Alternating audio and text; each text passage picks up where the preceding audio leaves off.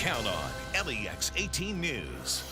A Kentucky man's trip to the ocean took a tragic turn when he went under and never came back up. Decades after one of Central Kentucky's most shocking murder cases, a convicted killer is sharing her story from behind bars. And a Kentucky town is doing everything possible to be ready to become the most popular tourist spot in the solar system. LEX 18 News at 6 starts now. Good evening, I'm Kevin Christopher. And I'm Nancy Cox. Thank you for joining us at 6. A trip to the ocean in North Carolina ends with a Kentucky man dead in the water. Richard Mullins had just moved to North Carolina to start a new job, but his trip to the beach near his home turned deadly. LEX 18's Michael Burke has more in the big story at 6. Richard Mullins was set to begin a new job in North Carolina today. He left Kentucky for the coast and spent a warm summer Sunday in the ocean. Nice young man. He had left here, my understanding is, he had left here with a friend and was going to make Holton Beach his home. But a rip current pulled him into the ocean, but spared the two others he was with. Eyewitnesses there believe he played a role in their safe return to shore, which means, according to friend McKenna Johnson, Mr. Mullins died as he lived. And he was always trying to help people, would keep you the shirt off his back. And according to McKenna, Richard was a loving friend and son, and a devoted father to his only son. Now Richard's father is having to bring him home for a burial. Of course, he was very, very upset. You know, it's I can't imagine heartbreaking to get the news of something like that happened to one of your kids. But this time it happened to one of the kids of Letcher County, and an entire community is feeling it. Something like this happened, it's heartbreaking. Covering the news in Letcher County, Michael Burke, LEX 18 News. Mullins was a father to a young son. He's also survived by his parents. The family's establishing a GoFundMe page to assist with funeral costs and returning his body to Letcher County.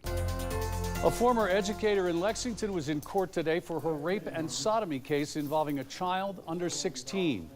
27-year-old Lindsay Jarvis had worked at Veterans Park Elementary School since last year. She resigned when she was charged with having sex with a teenager in Woodford County. In court today, the judge allowed Jarvis to stay out on bond if she stayed away from the teen. Just a little more than 30 years ago, one of the region's most notorious murder cases played out in a Lexington courtroom with all the salacious details: cocaine, gay bars, love triangles, but at the center of it all, a young man's life taken way too soon. One of the three people convicted, Karen Brown from Lincoln County. You're going to see a bit from her last interview with Sue Wiley more than 20 years ago. Well, now Karen is 53 and asked to speak to us again. Karen Brown is breaking her silence in this LEX 18 original. A story told countless times. Be careful who your friends are. A crime, shocking and senseless. Did not know what was happening that night. And memories. It's just an ongoing nightmare. Just as raw as that dreary morning in February 1986, when 22-year-old Michael Turpin's body was pulled from the water at Lakeside Golf Course. Karen Brown has spent nearly every day since in prison, with time to think and pray, but not much time talking until now. She tried to make it out that I was some type of hideous, jealous lesbian monster. Karen had known Elizabeth Turpin only 2 months when she says she found herself in the middle of a bloody and merciless ambush. And as soon as Michael came to that door, he started. This is where Michael Turpin lived with Elizabeth, his wife of only 5 months. I felt like maybe I was her rescuer at that point. Believing claims that Michael was abusive, Karen says she and Keith Bouchard went to the apartment that night to tell Michael that Liz wanted a divorce. And I just fell for it, hook, line, and sinker. I fell for her story. Just one way Karen says Liz Turpin manipulated her, making her believe they could have a life together. Were you in love with her? I think I just wanted to be there for somebody. I think I wanted to feel like my life was, I was doing something for somebody. Now, in the state of mind I was in then, probably.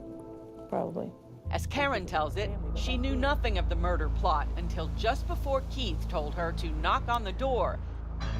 As soon as it opened, Keith attacked and stabbed Michael 19 times. From that point on, I became very responsible. I won't lie about it. I did everything that man told me to do. But I never put a knife in Michael Turpin. I never never wanted him dead. I had no reason to. Keith Bouchard told a very different story in court, that Karen and Liz were lovers who planned Michael's murder to collect life insurance, testifying that Karen held Michael down as this butcher knife repeatedly pierced his body. I know the public sees me as a felon and a murderer. Now serving life and turned down twice for parole, Karen wants the public to see something else: remorse, repentance, and a resolve to make her life count. And when you wake up and you truly know what grace is, then you're on the right path. You miss Michael every day? Every day. Michael's father, Don Turpin, listened to parts of Karen's interview. I want them to know that their forgiveness is important to me. The Turpins. And my community. Okay. His family first, of course. I don't know what else I can do to earn a second chance at life. God may have forgiven her, but it won't come from me.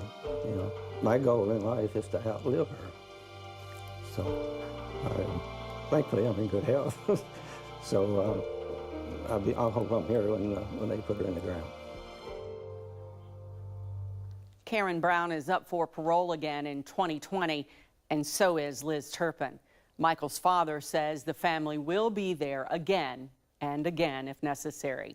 There's more about our interview, plus hear from Karen's mother for the first time and get a look at the timeline of the crime. It's on our website, LEX18.com. In other news this evening, police in Bullitt County threw a woman in jail, accusing her of stealing from a store with her 3 grandchildren. LaDonna Buster was picked up Saturday night. Shepherdsville police say she, her 6, 11, and 14-year-old grandkids were caught taking merchandise and hiding it in a backpack. Police say Buster knew what the kids were doing and was encouraging them. She faces theft and unlawful transaction with a minor charges. We've been enjoying another hot July day today. It's nothing over the top. It's what you'd expect to see as we're in a midsummer day. We've also been tracking a couple of showers, mostly in Indiana and Ohio. They are dying as they've been trying to approach Kentucky. MaxTrack Live Doppler here. We can indeed show you that we've got the one. It's dying as it's crossed I-71 over the last hour or so. Again, you see it going away. That's the bottom line with it, as the air is pretty stable sitting over Kentucky at this point. But you can track the rain, you can track the storms whenever you'd like. It's the Storm Tracker weather app. It is absolutely free at Google Play. You can also get it at the App Store. MaxTrack Doppler, custom alerts, and a live stream all available there for you. So again, as we go to our future track, you'll see that showers are indeed at least a small part of our forecast as we continue into the night tonight. Mostly north of I-64. The closer you are to the Ohio River, bottom line is your better chance for seeing some rain. Although late in the day tomorrow, could see a couple of thunderstorms try and pop up. Temperatures are sitting in the mid-80s. Your day tomorrow shapes up this way, starting near 70, finishing near 90. Yeah, steamy. Thank you, Bill. 42 days and counting until the eyes of the world are on Hopkinsville. The western Kentucky town is the place to watch next month's total solar eclipse, and the word is out. I'll say hotels are already completely booked, and as Claire Crouch found out, finding any place to stay is hard to come by. This might look like your ordinary soccer field right now, but come August 21st, this will be ground zero for eclipse chasers, astronomers, and many others here in Hopkinsville to view the great American eclipse. Hopkinsville is Eclipseville, of course.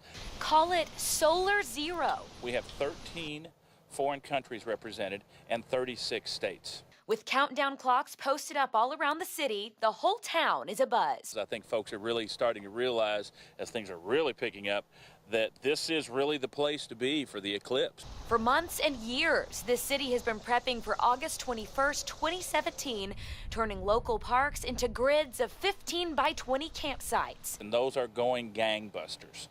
We're getting 40 to 50 reservations a day, literally from all over the country and literally from all over the world. Requesting help from the Kentucky National Guard, bringing in temporary cell towers, even restaurants are stocking up on extra food, all in anticipation of their little town of 30,000, more than tripling in size for one weekend. There's no playbook for this one. So you really don't have the playbook to go to and go, oh, well, this is what they did there, because a coast-to-coast eclipse has not happened for 99 years. And don't forget, if you're going to view the eclipse, you'll need a pair of these, some special eclipse glasses. To find where you can pick some up, just head to our website, lex18.com. We're covering the news in Eclipseville from the LEX18 mobile newsroom. Back to you. Well, that eclipse likely will be one of the most profitable weekends the county's seen in a long time, maybe ever. Now, city officials estimate tourists will bring a $30 million influx for Eclipse Weekend next month. Well, there might be a giant hole in the middle of downtown Lexington, but one service says it's still one of the best-run cities in America. Wallet Hub put Lexington and Louisville on the top 10 best-run cities in the country list. Now, it's based on the quality of services people get and how well the city manages public funding. Lexington was ranked 5th, and Louisville is at number 10. The other top cities are much smaller, such as Nampa, Idaho, Provo, Utah, and Missoula, Montana. A woman in southeast Kentucky was lucky to get away from an unwanted guest. The bear wasn't after any picnic baskets, but it did smell something worth clawing through a wall for. Find out what scared him off next on LEX18 News at 6.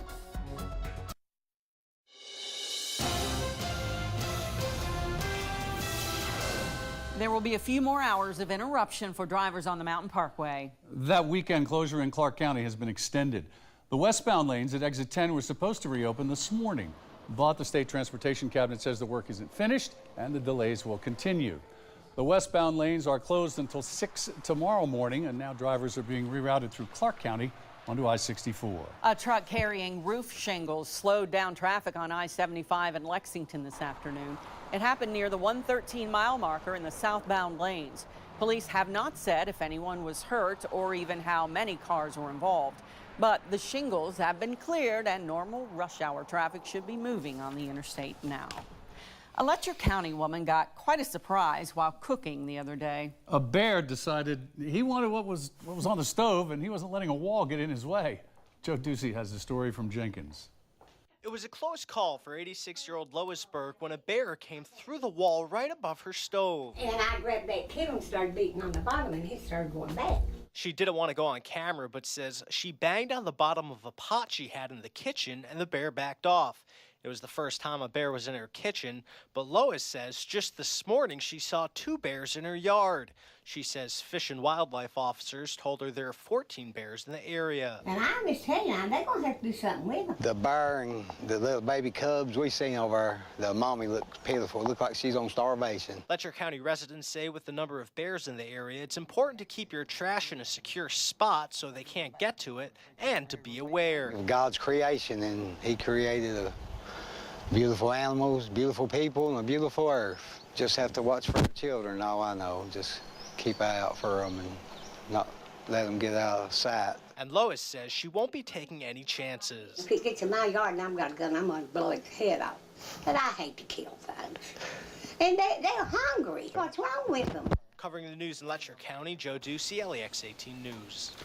Well, it's going to get hot again before it rains again and gets cool again, something like that.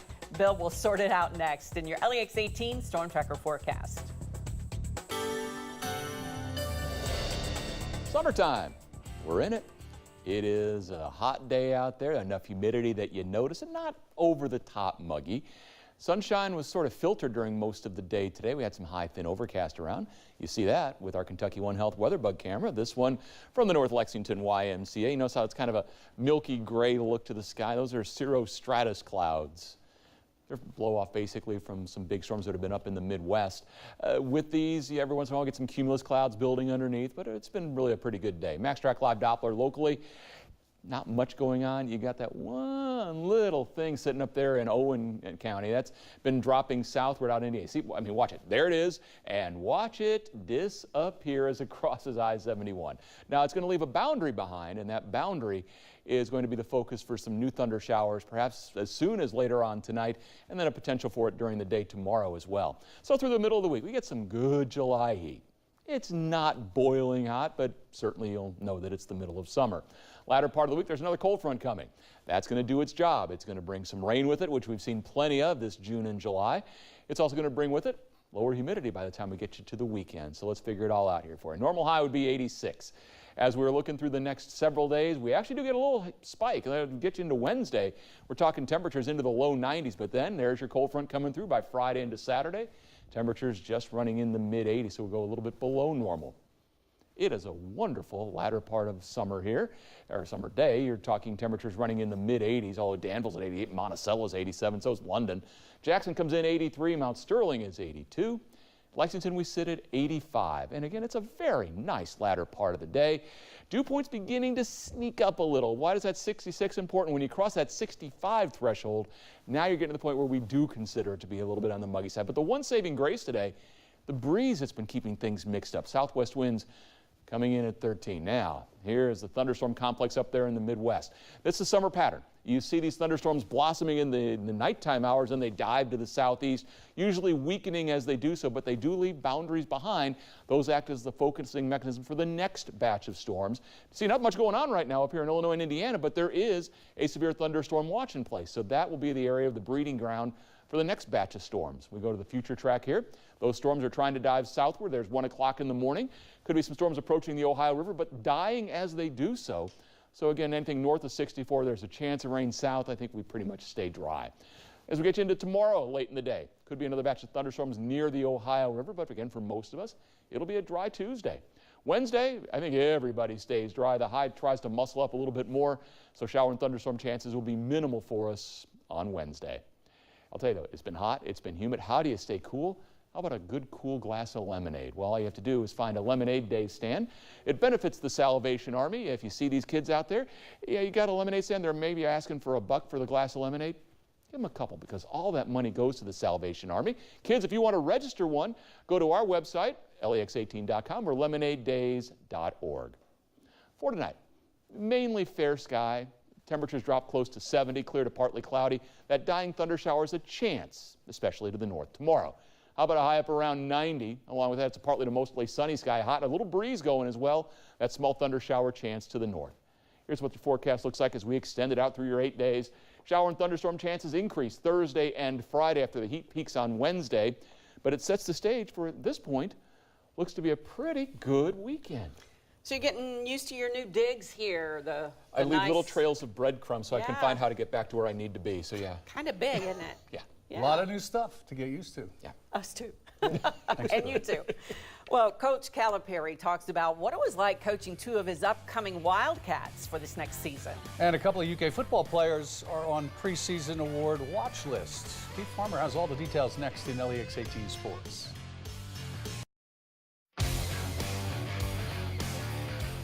SEC Media Day began today down in Hoover, Alabama. The Kentucky football team will make its appearance at the podium tomorrow, and we'll be there to cover it all. Now today, a couple of Wildcats have been named to preseason award watch list. Benny Snell Jr. is on the list for the Maxwell Award. That goes each year to the top college football player in the country.